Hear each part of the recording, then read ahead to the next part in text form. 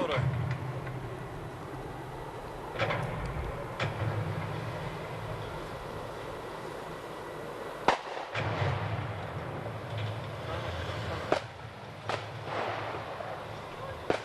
Izviđačko-diverzantski vod Gazije su na čelu odlučne kolone uspješno krčile put do četničkog uporišta i komandnog mjesta na Ostružnici, gdje su stigli neopaženi od neprijateljskih vojnika. Prešli smo, eto imao sam priliku da budem među onim prvima, pošto sam bio u prvom vodu, tad borac, 45. Name Hamza, prvi vod, prvo odjeljenje. Kačilo me tako da sam bio među onima koji su među prvim prešli tamo preko Une. Dok se jutro teško probijelo kroz gustu maglu, sve jedinice su bile na svojim jurišnim položajima. I kad smo prešli, kažem, Unu, krenuli smo gore s ciljem. 2-3 puta mi smo dolazili naprijed jer sam bio u toj grupi koja je trebala biti za proboj linije, bio sam i ja odabran. Naišli smo na jedno mjesto gdje su nam rekli, pazite sad, tu je telefonska žica i baš napipao sam je u zraku, onako bila je zategnuta od ovih poljskih telefona, ona žica. Prošli smo tuda, poslije toga se ukazale dvije kao vatra zgarišta koja su još tinjala. Mi smo između toga prošli, tuda su njihove bile zemunice, odnosno ti rovovi gdje su već bili, vani su imali vatra, tako naravno. Mi smo tad prošli i kad se onda prošlo gore, krenulo se pravim tempom. Po već uhodanom i viđenom scenariju, prvo je nastradalo četničko komandno mjesto 11. korpuske brigade u Ostružnici, gdje su tekbiri bužimskih vitezova probudili uspavane četničke komadante.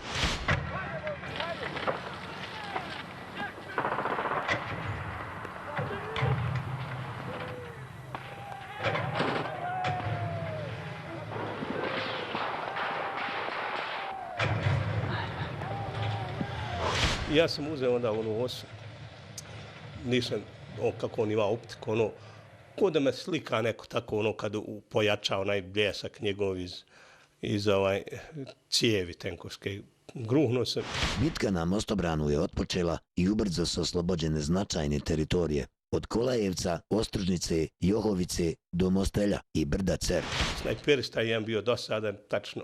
Svako malo mlaka zemlja po licu udari, podbacivo i on u grudobran uvijek pogodio, samo da je digao malo, ubio me, jel, dobro je gađao sam, podbacivo, imao je dobar pravac. Do kraja dana uspostavljena je linija odbrane na Mostobranu, koja je zbog izgleda stvorenog obruča dobila ime Čelična pesnica. Mi smo svoje uglavnom odradili, kad smo čuli da ovi tamo ne rade svoj dio posla, onda moram biti iskren, malo je panika zavladala i kod nas. Tu sam imao priliku da vidim četnike otvoreno, da idu bleče ko ovce, kao nami asocirajući da smo u toru. Govore, predajte se, oko vas su hrabri srpski borci, iza vas je hladna Una, nemate kuda. Kako su jedinice 505. Viteške motorizovane brigade uspješno ispunile svoj prvobitni zadatak, očekivalo se da će ostale jedinice 5. korpusa na desnom krilu razvući četničke snage i probiti njihovu liniju odbrane. Kako nije bilo očekivanih rezultata na tom dijelu ratišta, jedinice 505. Viteške brigade su trpile jake kontraudare srpskih snaga, suočavale se sa sve težim logističkim snadbijevanjem hranom i borbenim sredstvima, značajnim brojem ranjenih i poginulih boraca. Pojačanje je došlo četnicima iz drugih krajeva Bosne i oni su to jutro, eto, kad Belaj hoće, jel, tad udarili na nas gore, koji nismo maltene očekivali takav jedan rasplet svega. Znači, desila se jedna vanredna situacija u kojoj nije se puno ni razmišljalo, jer smo mi mislili da, realno rečeno, nema šanse u takvoj jednoj panici i bježaniji da se tako nešto desi. Mi smo tad bili svjesni da se četnici nisu povukli iza nas, ne može se nazad. Naredba je onda kasnije stigla, samo mrtvi i ranjeni mogu preko Une. Tuda kud je negdje mali taj otvor i postajao. Moram reći, bili smo 3 dana, odnosno 3 noći i 2 dana, nije se ništa jelo.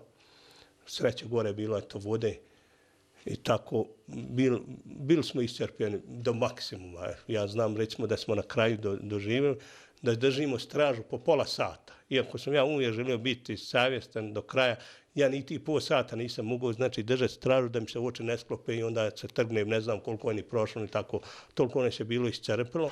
I pored veoma teške situacije, jedinice Bužimske brigade su izdržale sve kontraudare i zadržale dostignute položaje.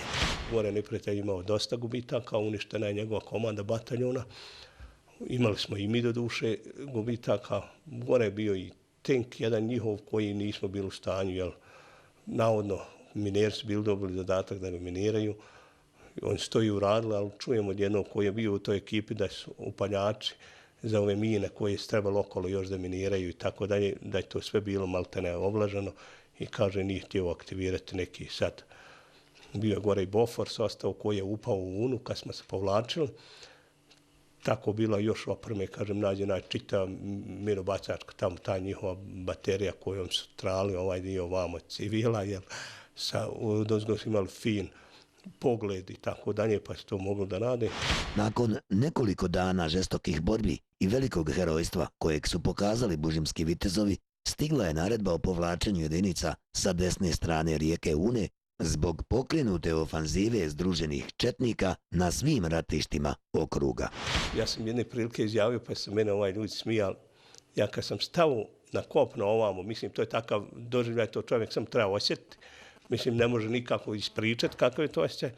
Kad sam stao ovamo na kopno, ovo naše, znači, i vidio da je Una sad ispred mene, nije im više iza leđa. Sva Srbija da je krenula, ja ni metar pomako se nada. Ja bi dočko sam, ne treba niko sa mnom. Znači, toliko sam imao mešini srce, stjenska gomla je bila malehne za mene. Ja.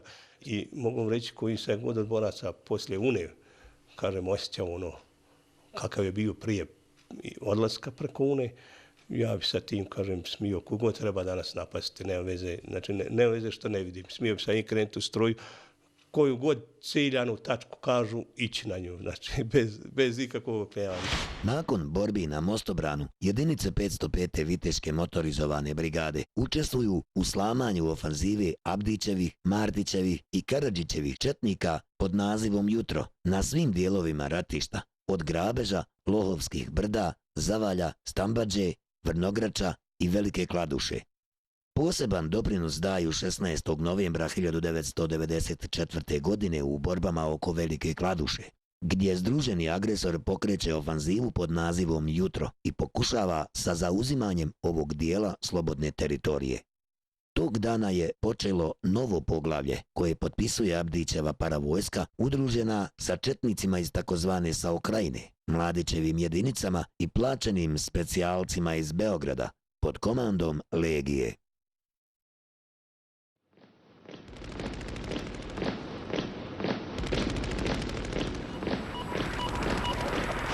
U ranu zoru, 13. septembra 1995. godine, jedinice 5. korpusa armije Republike Bosne i Hercegovine su otpočele sa najvećom oslobodilačkom operacijom u toku odbrambeno-oslobodilačkog rata u Bosni i Hercegovini pod nazivom Sana 95.